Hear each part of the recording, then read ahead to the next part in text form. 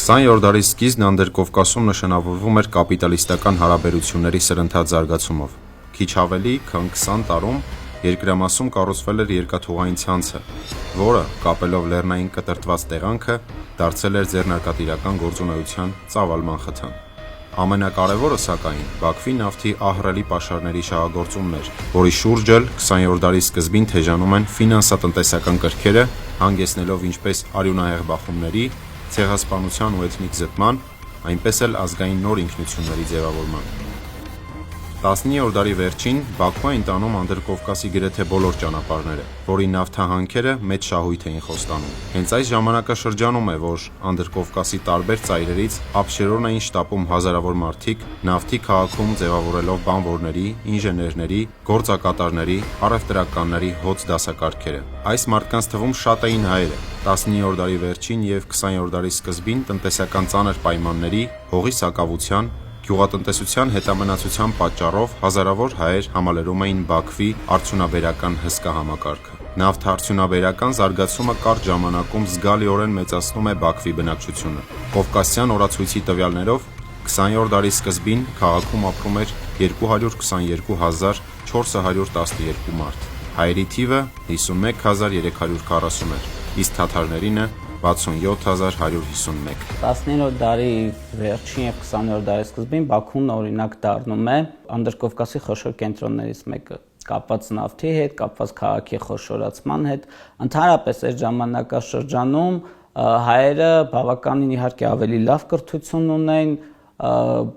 ավելի ունևոր են, նրանց ձեռքում են գտնում տարբեր գործաներ եւ այլն։ Թաթարական բնակչությունը սկզբում հիմնականում բնակվում էր գյուղերում, իսկ գյուղերում ապրող բնակչությունը իհարկե ուժային առումով եւ քաղաքական կշռի առումով ավելի նվազ է, քան քաղաքում ապրող հայերը։ Խոշոր քաղաքներում հիմնականում այս առճակատումը իհարկե սկսում է 20-րդ դարի սկզբից, երբ որ ձևավորվում էր պայմանականորեն, եթե անվանենք, այդ թաթարական նոր բուրժուազիան։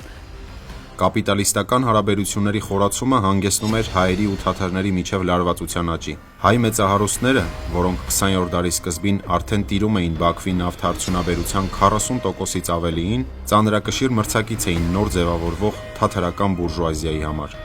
Մասնագետների մեծամասնությունը համակարծիք է, որ 1905-1906 թվականների հայ-թաթարական բախումների պատճառներից մեկը այս մրցակցությունն էր, սակայն տնտեսական գործոնը միակը չէր։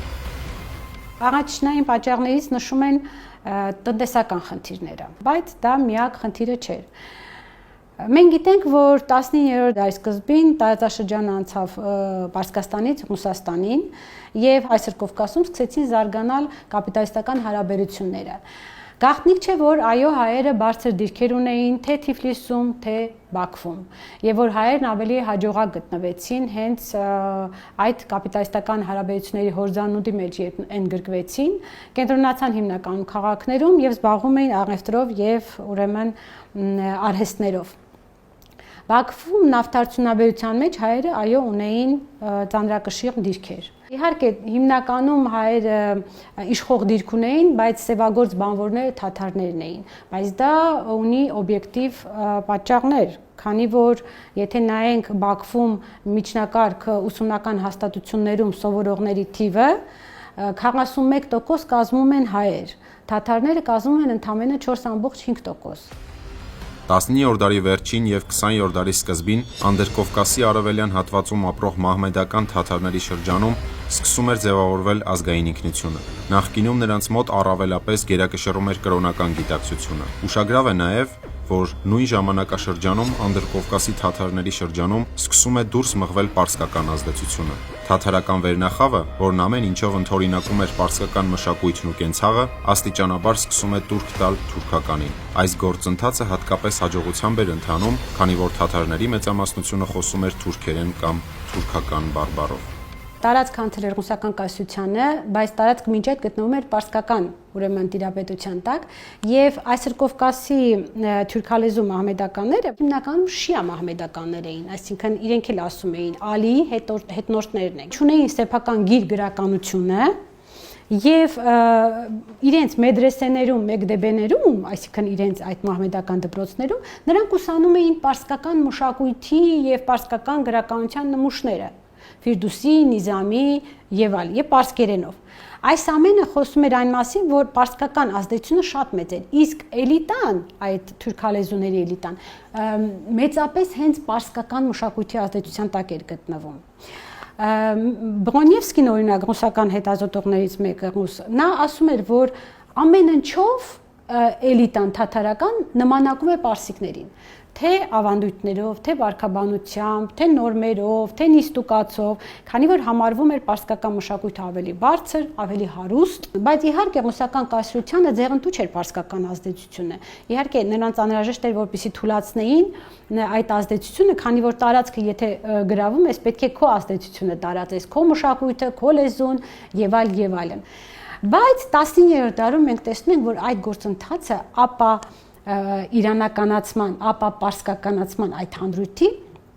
բավականին մեծ ուրեմն քայլեր է կատարում եւ 19-րդ դարի վերջ 20-ի սկիզբ փաստացի պարսկական շերտը նահանջում է, բայց փոխարենը ռուսականը բնականաբար չի աղաչանում։ Այստեղ է կայսրության միգուցե ոչ ճիշտ, այո, հաշվարկը, քանի որ եթե պարսկականությունը նահանջեր, բնականաբար ռուսական ինքնության որևէ շերտ այդ հանրույթը չուներ։ Նրա մոտ պետք է աղաչանային նոր տարրեր, իսկ հաջորդ տարը, որը կրոնից հետո նույնպես կարևոր է, ինքնության մեջ, ինքնանույնականացման մեջ, դա լեզուն է։ Եվ քանի որ նրանք թուրքալեզու էին, բնականաբար այդ թուրքականության զարթոնքը տեղի ունեցավ։ Նրանք մեծ քայլ կատարեցին պարսկականությունից դեպի թուրքական ինքնություն, հենց 19-րդ դարի վերջ 20-ի սկիզբ հատվածում։ Իսկ հայ-թաթարական ընթարումները դարձան դրա կարծես թե ավելի այսպես արտահայտությունը, ապացույցը, քանի որ հայերը դիտվում էին նաև որպես հակաթուրքական տարր այսօր Կովկասում, ովքեր արևմտյան Հայաստանում են պայքարում թուրքական ուրեմն ազդեցության դեմ, Թուրքիայի դեմ, իսկ արևելյան Հայաստանի հայերը մշտապես թիկունք են կանգնել արևմտյան Հայաստանի հայերին հենց այդ պայքարում։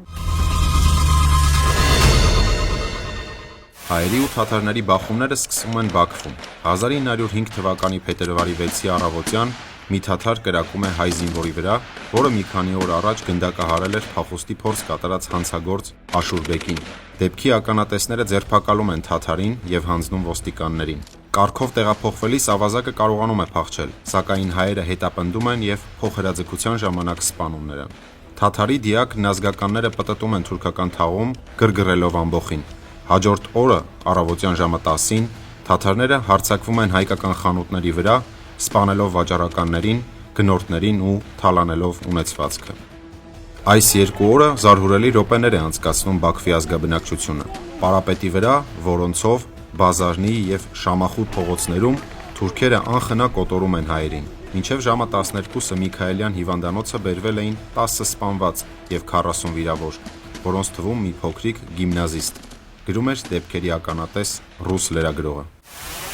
Թաթարների հարձակումն անսպասելի էր, չնայած նախորդած ժամանակաշրջանի լարվածությանը հայերը համոզված էին, որ Բաքվում բախումներ չեն լինի, իսկ մասնակի դեպքերը կկանխվեն ցարական իշխանությունների կողմից։ Անսպասելիությունն էր պատճառը, որ բախումների առաջին 2 օրերին զոհերի մեծամասնությունը անզեն ու անպաշտպան հայերն էին։ Փետրվարի 7-ին հայ հեղափոխական դաշնակցություն կուսակցության Բաքվի կոմիտեն, ապա Անանիա եպիսկոպոսը դիմում են Բաքվի նահանգապետ Միխայիլ Նակաշիձեին, պահանջելով քաղաքում կարգուկանոն հաստատել։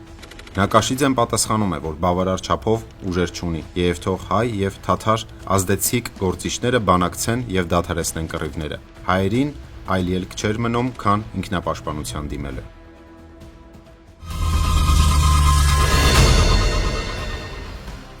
Հայերի հանդեպ Անդրկովկասի թաթարների վերաբերմունքի փոփոխությունը տարբեր պատճառներ ուներ։ Առաջինը, որը շատերն են նշում, սոցիալ-տնտեսական մրցակցություններ։ Լինելով առավել նախաձեռնող եւ հաջողությամբ հարմարվելով կապիտալիստական հարաբերությունների սրընթաց զարգացմանը, հայերը իրենց վճռական ներկայությունն էին ապահովում տնտեսության տարբեր ոլորտներում։ Թաթար վերնախավի շրջանում ձևավորվում էր դժգոհություն հայերից, որն աստիճանաբար ստանում էր ավելի ու ավելի սուր կերպարանք։ 1905 թվականի նոյեմբերին անդրադառնալով հայ-թաթարական բախումներին բանաստեղծ Ալեքսանդր Ծատուրյանը նշում էր, որ նավթի շահագործմանը զուգահեռ խոշոր կապիտալը մուտք էր գործում Բաքու։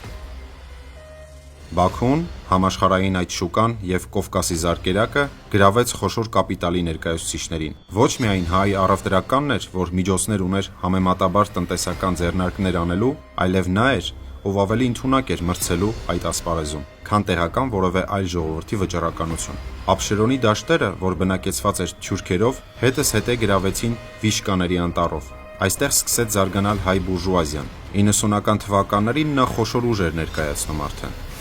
Սակայն տնտեսական հարաբերությունների զարգացումն ու կապիտալի մրցակցությունը միակ պատճառը չէր։ 20-րդ դարի սկզբին թաթարական բնակչության շրջանում աստիճանաբար տարածվում էին պանիսլամական, ապա պանթյուրքական գաղափարները։ Այնուամենայնիվ, հայ-թաթարական ընդհարումների հիմնական պատճառը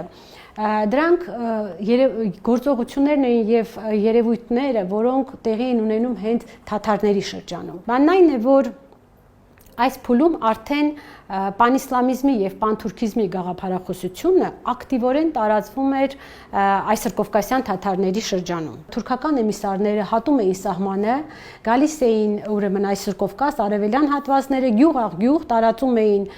պանիսլամիզմի գաղափարը, պանթուրքիզմի եւ թաթարական ազգայնականության սաղմերը մենք տեսնում ենք արդեն հենց 20-րդ դարի սկիզբ, երբ որ էթնիկ ինքնագիտակցությունը սկսում է ուրեմն աղաչանալ թաթարների շրջանում։ Այնպես որ պանթուրքիզմի գաղափարախոսությունը, որը ծագեց Թուրքիայում, այն շատ ավելի արագ էր տարածվում Ռուսաստանի կայսրության տիրապետության տակ գտնվող թուրքալեզու ժողովուրդների մոտ, քան բուն Թուրքիայում։ Եվ Ղրիմի թաթարների, եւ Կազանի, եւ Օրենբուրգում, եւ այլուր, եւ բայց հատկապես Բաքվում։ Քանի որ եւ մոտ էր, եւ նաեւ թուրքական էմիսարները ակտիվ աշխատում էին Բաքվում, տարածում էին թմուծիկներ,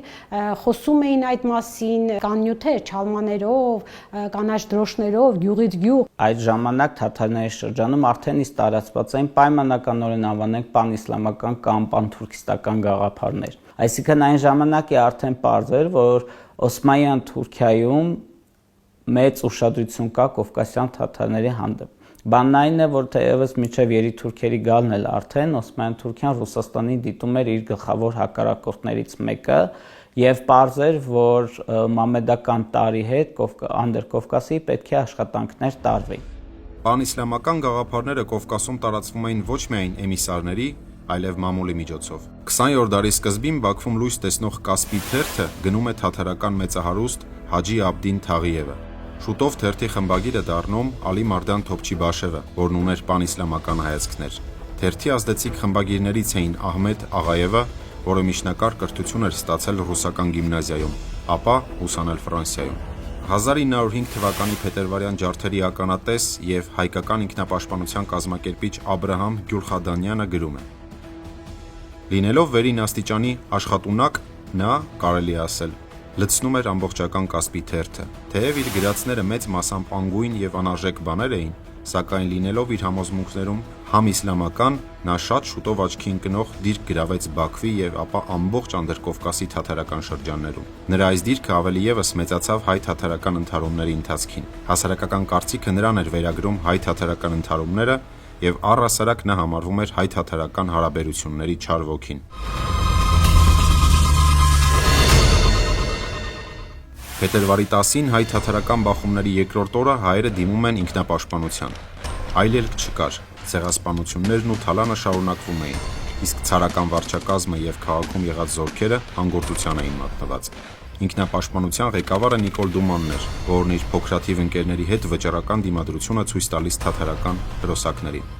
Անմիջապես պարզվեց, որ թաթարները արդեն իրենց ձեռքն են վերցրել Շամախինկա կոչվող թաղամասը, Հայոց եւ Վարանցովսկայա փողոցների մեծ մասը, Պարապետի որոշ մասը մինչև Ծովափ, Սև քաղաքի կողմից Տելեֆոնյան փողոցը։ Այս բոլոր կողմերից նրանք անարգել կերպով զինված ընթանում էին դեպի կենտրոն, դեպի Մալականսկայա եւ Տորգովայա փողոցները, կտրելու համար հայկական կենտրոնները միմյանցից եւ ճանապարհին կոտորում էին հանդիպած հայերին։ Եթե մի փոքր եւս դանդաղում լիներ մերոնց կողմից, թաթարները այլևս կենտրոնում կլինեին։ Դրանից հետո այլևս անկարելի պիտի լիներ որևէ շարժում փողոցների մեջ եւ այդպիսով Բաքվի ամբողջ հայ ազգաբնակչությունը պիտի զոհվեր թաթարական ամբոխի սանձարձակ կատաղության, գրում է Գյուլխադանյանը։ Լավագույն պատասխանը տվել է Նիկոլ Դուման, ով հետագայում պետք է կազմակերպեր հայ ինքնապաշտպանության գործընթացը եւ այդ թաթարական բախումներից հետո հրատարակեր նախագիծ ժողովրդական ինքնապաշտպանության գրքույկը հայ ժողովրդի 3 հատվածների համար իրանահայություն, պայմանականորեն թուրքահայություն եւ ռուսահայություն։ Այնտեղ նա նշում է, որ իսկապես շատ բաներ անսպասելի էին, բայց շնորհիվ գրագետ ղեկավարման կարողանում են ինքնակազմակերպվել եւ ճիշտ պատասխաններ տալ։ Հայ-թաթարական բախումները շուտով տարածվում են նաև այլ շրջաններում։ 1905 թվականի մայիսի սկզբին իրադրությունը սրվում է Նախիջևանում։ Թաթարները տարբեր վայրերում հարձակվել ու սպանում էին հայերին։ Մայիսի 11-ին Նախիջևան են գալիս փոխնահանգապետ Տարանովսկին, Նախիջևանի քաղաքագլուխ Ջաֆար Ղուլի խանը, Երևանի քաղաքագլուխ Հովհաննես Մելիք Աղամալյանցը, Կարապետ Վարդապետը։ Թվում է, թե պաշտոնյաների այցը զսպելու էր թաթարների հայատյացությունը, սակայն իրադրությունն էր ավելի էվատանում։ Հաջորդ օրը, մայիսի 12-ին, Նախիջևանի քաղաքային շուկայում թաթարները սկսում են սպանել հայերին եւ թալանել խանութները։ Հայկական 195 խանութից 180-ը կողոպտվում է, սպանվում է շուրջ 50 մարդ։ Շուտով ջարդերը տարածվում են մոտակա գյուղերում, որտեղ թաթարների հերոսակները մեծ ավերածություններ են գործում։ 1905 թվականի մայիսի վերջին ամենայն հայոց կաթողիկոս Մկրտիչ Ղրիմյանին ուղղված աղերսագրերից մեկում նշված է, որ թալանվել է մոտ 60 հայաբնակ գյուղ, ավերվել են բազմաթիվ եկեղեցիներ։ Հուլիսի սկզբին մեկ այլ գրությամբ Մեսրոպ Վարդապետը հայտնում էր. Վեհափարտ էր, Նախիջևանի եւ Գավառի կոտորածն ու ավերը սարսափելի չափեր է ընդունել, որովհետեւ տեղական վարչությունը ոչ սկզբում, ոչ էլ այժմ կտրուկ միջոցներ չի ձեռնարկում։ Այստեղ մի հեռագիր գրեցինք փոխարքային եւ մինիստրների խորհրդին ուղարկելու, որի տակ պիտի ստորագրեին տեղական ռուս ծառայողները։ Խոստացան, չստորագրեցին։ Ուղարկում եմ ձեր այդ վեհափառությանը խնդրելով, որ դուք ինքներդ անպատճառ ուղարկեք ձեր կողմից։ Դրությունը միանգամայն անտանելի է, ժողովուրդը ահաբեկված է եւ հանգստացնելու միջոցներ չեն ձեռնարկվում։ Հայ-թաթարական բախումների ընթացքում ցարական կառավարությունը չմիջամտելու քաղաքականություն էր որդեգրել։ Բախումները կանխելու, թաթարական զինված հրոսակներին զինաթափելու եւ ցրելու ոչ մի քայլ չէր ձեռնարկվում։ Անպատժելիության զգացումը խրախուսում էր թաթարներին, ինչի պատճառով ջարդերը ոչ միայն չէին դադարում, այլև գնալով տարածվում էին։ 1905-1906 թվականներին ջարդեր են տեղի ունենում Բաքվում, Նախիջևանում, Գանձակում, Երևանում, Շուշիում եւ բազմաթիվ այլ վայրերում։ Հատկանշական է, որ ժամանակի ամերիկյան մամուլը հաճախ գործածում է, որ թաթարները հայտարարել են սրբազան պատերազմ։ Իսկ սրբազան պատերազմում կրոնական մոլորանդ ամբողջ ամեն ինչի ընդունակ է։ Այրել մարմիններ, վառել եկեղեցիներ, քանդել տներ կամ այրել տներ, դաշտեր եւ այլն, նույն մանուկների կամ կանանց հանդեպ բռնությունը։ Երբ որ այդ աստիճան ատելությունն է քարոզվում, սա արդեն դադարում է ուղղակի փոխհրաձգություն կամ խուլիգանություն լինելու։ Հայտնի պատմությունը կա, ինչպես Հովհաննես Թումանյանի եւ Միրզա Սաբիրը, չէ, սպիտակ դրոշով շրջումային փորձում էին հանգստացնել երկու կողմերին էլ, իհարկե մասամբ հաջողվում է, բայց մասամբ չէ, որովհետեւ էլի որոշ ժամանակ անց բախումներ լինում են։ Մենք բազմաթիվ դեպքեր ունենք Բաքվում, երբ որ մի շարք թաթարներ օրինակ իրենց տներում պահել են հայերին, ովքեր եղել են իրենց հարևանները, թաքցրել են, հետո մի մաս անգամ, ինչպես իրենք են ասում, վկայության մեջ ծեծ են կերել իր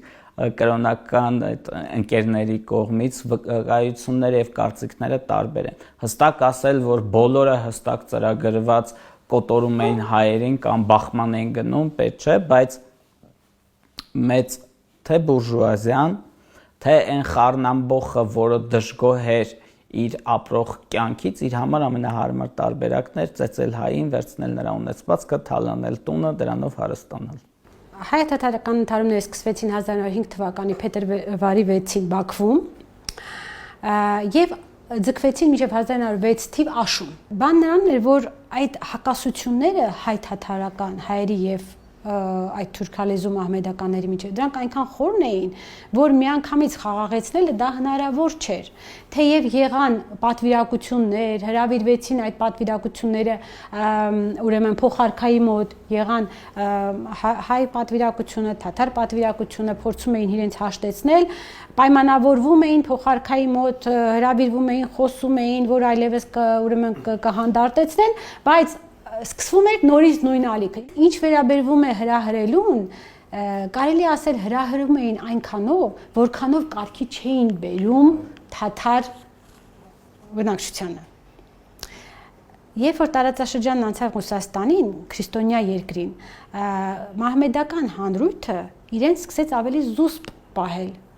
այդ թվում հայերի նկատմամբ եւ ընդհանրապես քրիստոնյաների նկատմամբ։ 1903 թվականից սկսած, երբ որ եկեղեցական գույքը բռնագրավեցին եւ հայերը նաեւ սկսեցին պայքար մղել Արևելյան Հայաստանում իրենց իրավունքների համար, այստեղ ռուսական վարչակարգը սկսեց իրեն ցույց տալ, որ այնքան էլ չի պաշտպանում քրիստոնյաներին։ Եվ սա աղիթ հանդիսացավ, որ մահմեդական զանգվածը դա ընկալեց որպես այսպես ազդակ, եւ միայն 6 թվականի աշնանը հնարավոր դարձավ ուրեմն հանդարտեցնել։ Ընդ որում հանդարտեցվեց նաեւ շնորհիվ նրա, որ հայերը շատ տեղերում լուրջ դիմադրություն եւ հակահարձակում կազմակերպեցին։ Շատ լուրջ, որովհետեւ մինչ այդ հայկական զենք ուղղված էր Արևմտյան Հայաստանի ազատագրությանը, բայց երբ որ պարզ դարձավ, որ նաեւ Արևելյան Հայաստանում ունեն խնդիրներ եւ պետք է ուրեմն առնվազն ինքնապաշտպանություն կազմակերպել։